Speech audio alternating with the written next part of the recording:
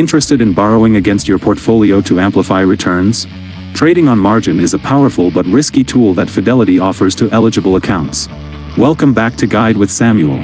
First, you must apply and be approved for a margin account. This involves a separate agreement. Once enabled, your available to trade balance will show both your cash and your borrowing power. When you place a trade that exceeds your cash balance, you'll automatically use margin, incurring interest on the borrowed amount. You can also take a margin loan as a cash withdrawal. My crucial pro tip? Understand the maintenance call. If your account value falls, you must deposit more cash or sell assets to meet Fidelity's equity requirements. Never use margin for your entire position. Use it sparingly, for short-term opportunities, and always have a plan to cover the loan quickly. Handle this financial lever with extreme caution and respect. Have you ever used margin? For investing or as a low-interest loan? For more guides on advanced account features, hit subscribe. Thanks for watching. I'm Samuel, and I'll see you next time.